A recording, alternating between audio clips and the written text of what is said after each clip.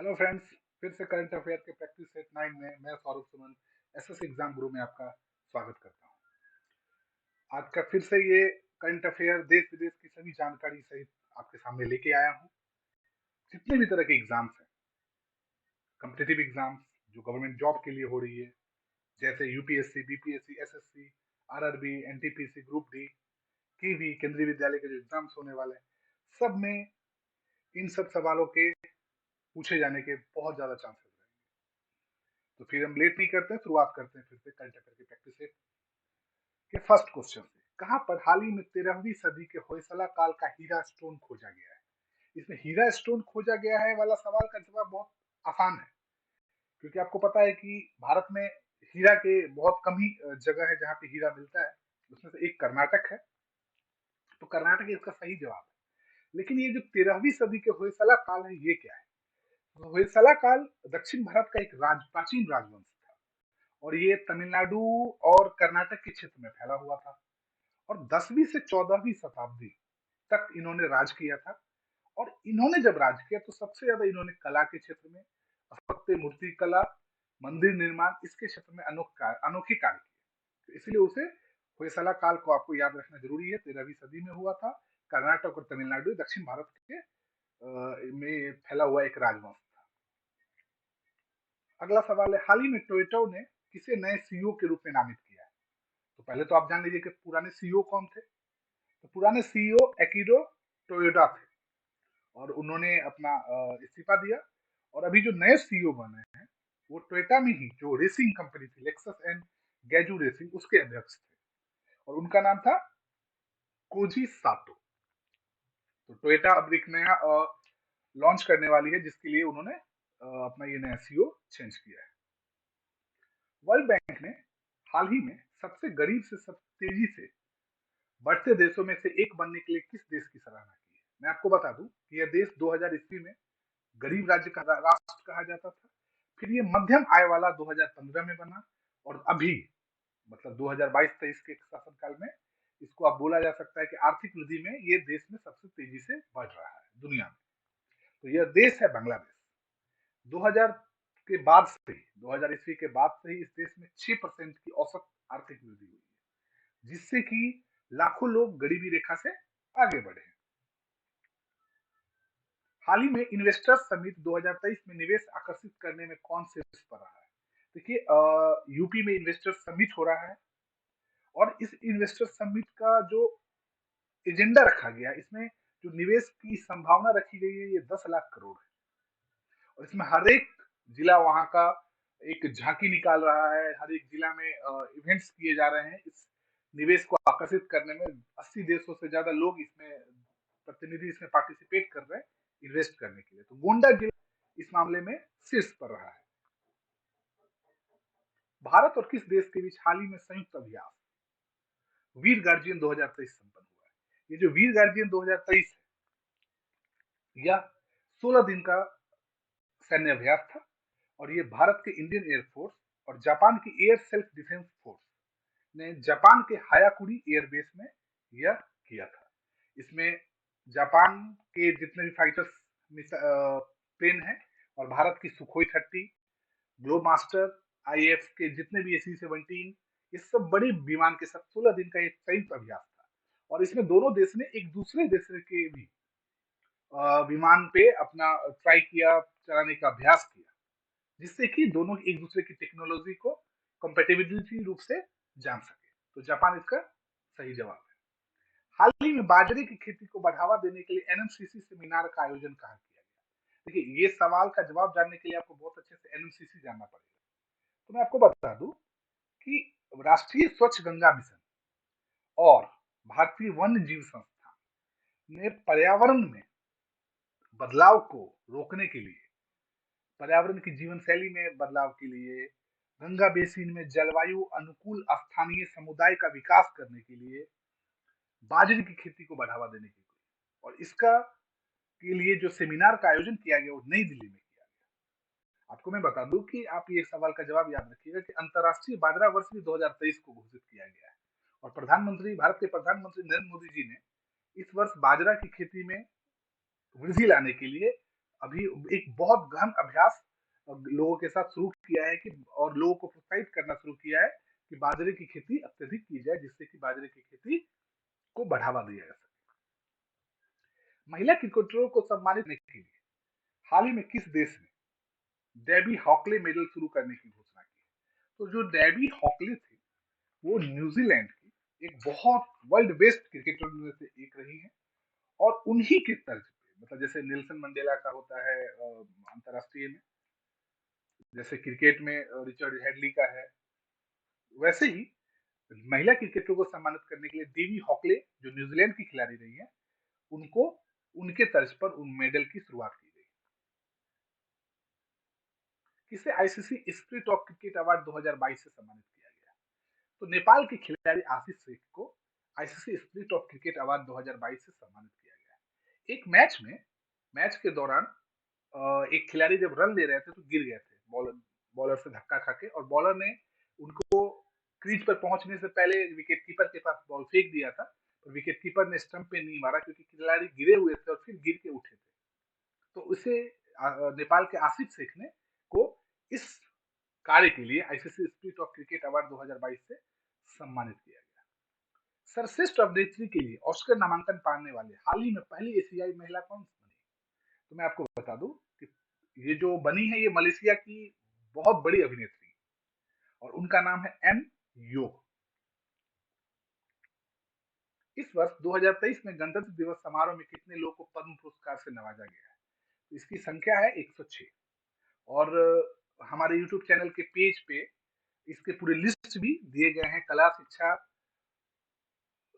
सेवा, सबके क्षेत्र में जिन्होंने अत्यंत ही वीरता वाला काम किया है, साथ ही में जिन्होंने सामाजिक क्षेत्र में अनोखे कार्य किए हैं, उनको ये पुरस्कार से, पद्म पुरस्कार से नवाजा गया है।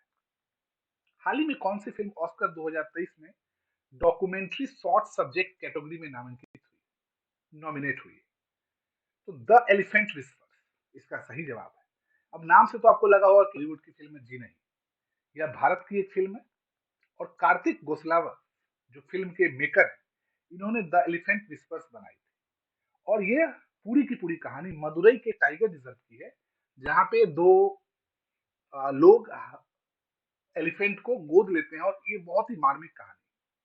तो द एलिफेंट विस्पर्स इस डॉक्यूमेंट्री शॉर्ट सब्जेक्ट कैटेगरी में नामांकित हुई है। भारतीय फिल्म है, इसलिए थोड़ा सा इसके बारे में जानिए, नाम देख के कंफ्यूज मत होइएगा। कौन सा देश हाल ही में फीडे वर्ल्ड कप चैंपियनशिप 2023 की मेजबानी करेगा? और ये फीडे वर्ल्ड चैंपियनशिप 2023 है क्या? तो ये चेस शतरंज प्रतियोगिता है, और इसमें इस बार के शतरंज चैंपियन है वो भाग नहीं लेंगे, जो ग्रैंड मास्टर। तो ये कजाकिस्तान में होगा, और आपको पता है कि कजाकिस्तान की राजधानी कौन सी है? अस्ताना। अप्रैल मई 2023 में यह प्रतियोगिता वर्ल्ड कप होगा। किस राज्य के मुख्यमंत्री ने 165 पशु चिकित्सा एम्बुलेंस की शुरुआत की है? तो आंध्र प्रदेश ने ये शुरुआत की है, और आंध्र प्रदेश के वाईएसआर जगन मोहन रेड्डी ने यह पशु चिकित्सा एम्बुलेंस की शुरुआत की है, और उन्होंने राज्य के सभी जिलों में यह पशु चिकित्सा एम्बुलेंस पहुंचाने का वादा किया था, और उन्होंने इसकी शुरुआत कर दी है। किसे टाटा ट्रस्ट के नए सीईओ के रूप में नियुक्त किया गया है? तो टाटा ट्रस्ट के नए सीईओ के रूप में सिद्धार्थ शर्मा को नियुक्त किया गया है। यह एक गैजेटेड पदाधिकारी रहे हैं, और साथ ही में मैं आपको बता दूं कि ये फाइनेंस एडवाइजर भी रहे हैं सिद्धार्थ शर्मा जी, और ये 13वीं और 14वीं जो राष्ट्रपति पद से सुशोभित हुए हैं भारत में, उनके फाइनेंशियल एडवाइजर रहे।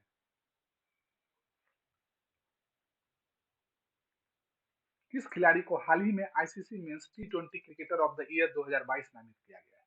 और भारत के जो भी लोग क्रिकेट को देखते हैं उन्हें पता है कि इसका सही जवाब है सूर्य कुमार यादव। बहुत लेट से, बहुत बड़ी उम्र में, जिस उम्र में मतलब जनरली टी20 में आया नहीं जाता है, लेकिन ये मुंबई इंडियंस की तरफ से खेलते रहे, और भारत में लेट से ही आए, लेकिन इन्होंने अपना परचम लहराया हुआ। 360 डिग्री के रूप में इनका नया नामकरण हुआ है, और ये सब तरह के शॉट्स खेलते हैं। तो सूर्य कुमार यादव भारत के जो खिलाड़ी है, उन्हें ICC men's T20 year of the award से नवाजा गया है।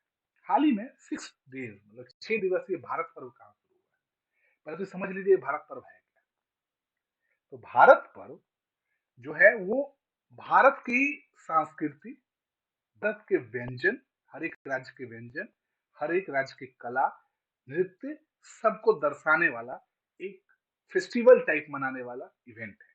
ये 6 दिवसीय इवेंट भारत के राजधानी नई दिल्ली के लाल किला में आयोजित की जाती है। इस साल यह 2 साल के बाद हो रहा है और भारत के जो कला एवं संस्कृति मिनिस्टर हुए, वो इसकी शुरुआत कर रहे हैं। तो ये 6 दिवसीय भारत पर्व लाल किला पे शुरू हो रहा है। 12 बजे के बाद इसमें लोगों को आने का किया जाएगा। 31 जनवरी लास्ट डेट है।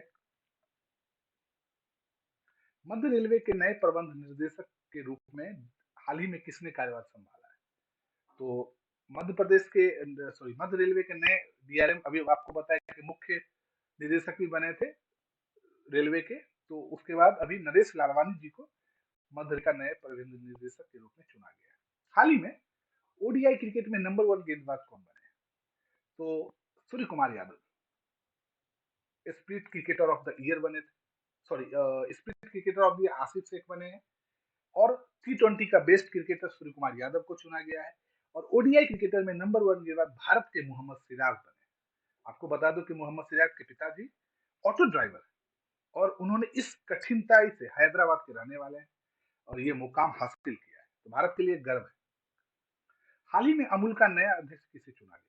आपको बता दूं कि अमूल एशिया का और भारत का तो नंबर 1 है डेयरी उत्पादन में, और सामल भाई बी पटेल को अमूल का नया अध्यक्ष नियुक्त किया गया है। यह इससे पहले डेयरी यूनियन के भी प्रेसिडेंट थे। 6800 करोड़ रुपया का अमूल का कारोबार होता है डेयरी में। किस राज्य सरकार ने हाल ही में किसानों के लिए जल संरक्षण योजना शुरू की है? तो मैं आपको बता दूं कि सबसे ज्यादा सूखाग्रस्त अगर देखा जाए तो झारखंड है, क्योंकि झारखंड पठारी क्षेत्र है और वहां पे भूजल संरक्षण की बहुत जरूरत है। तो इसके संरक्षण के लिए वहां के मुख्यमंत्री हेमंत सोरेन ने यह जल संरक्षण योजना शुरू की है। 467 करोड़ रुपया की यह योजना है।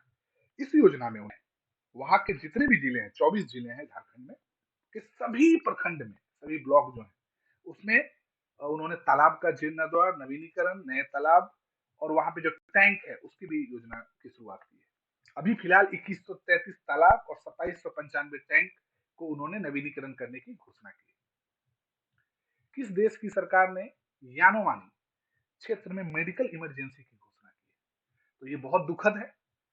ब्राजील के वेनेजुएला बॉर्डर पर यह मेडिकल इमरजेंसी घोषित की गई है और इसके पीछे जो कारण है वो है इलीगल गोल्ड माइनिंग, और उस गोल्ड माइनिंग की वजह से यहाँ के बच्चों पर प्रतिकूल प्रभाव पड़ा है, जिसकी वजह से यहाँ अभी तक 570 बच्चों की मौत हो गई, जिसके बाद यहाँ की सरकार ने यानोमानी क्षेत्र में मेडिकल इमरजेंसी की घोषणा की। किस एयरपोर्ट ने हाल ही में बेस्ट सस्टेनेबल ग्रीनफील्ड एयरपोर्ट का अवार्ड जीता है? और 5 जनवरी 2023 को मैं आपको बता दूं कि इस एयरपोर्ट का विधिवत कमर्शियल फ्लाइट की शुरुआत हुई है और ये गोवा में नया बना हुआ मनोहर पर्रिकर एयरपोर्ट है। और बेस्ट सस्टेनेबल ग्रीनफील्ड का मतलब होता है कि कार्बन जी फ्री, जो कार्बन का इमिशन है ये फ्री एयरपोर्ट। तो पूरा सोलर प्लेट से सजा पड़ा है ये एयरपोर्ट। तो गोवा के मनोहर पर्रिकर एयरपोर्ट में इसकी शुरुआत की गई है। हाल ही में कहा 100 डेज टू बीट प्लास्टिक अभियान शुरू किया गया है? तो भारत की राजधानी नई दिल्ली में ये शुरुआत किया गया है। वहां के राज्यपाल एलजी जो है वीके सक्सेना जिन्हें इसकी शुरुआत की, और इसमें यही है कि आप 100 डेज का एक लक्ष्य रखा गया है जिसमें कि आपको प्लास्टिक से को मुक्त करना है। जैसे कि कैसे मुक्त करना है? तो आप जो छोटे छोटे सामान के लिए दुकानदार से प्लास्टिक वाली जो पॉलिथीन लेते हैं, प्लास्टिक के मटेरियल लेते हैं, कैरी बैग लेते हैं, उसको लेना बंद करें। प्लास्टिक के बोतल जो कचरे में पड़े रहते हैं, जिन्हें मवेशी खाती है, इन सबको लेना बंद करें। तो 100 डेज टू बीट प्लास्टिक के अभियान वीके सक्सेना ने नगर निगम के कर्मचारियों के साथ, अध्यक्षों के साथ इसकी शुरुआत की है और इसके लिए उन्होंने एक इसका शुभंकर, जिसको लोगों की तरह बोला जाता है, इसको भी किया है और उसका नाम उन्होंने रखा है निवारण दानी। हाल ही में यूएस राष्ट्रपति ने किसे उत्तर कोरिया के मानवाधिकार राजदूत के रूप में नियुक्त किया है? तो जूली टर्नर को यूएस राष्ट्रपति ने मानवाधिकार राजदूत के रूप में नियुक्त किया है। इससे पहले तक यहाँ पर पद खाली था। बहुत दिनों के बाद यूएस राष्ट्रपति ने इसकी उत्तर कोरिया में ये राजदूत के रूप में नियुक्ति की है और आपको बता दूं कि ये सीनेट में काम भी कर रही थी, जूली टर्नर अच्छे पद पर थी। और यूएस के जो राष्ट्रपति है बाइडेन जी, उनका ये कहना है कि मानवाधिकार और परमाणु इन दोनों के बीच में सामंजस्य बनाने के लिए यूएस के तरफ से इनको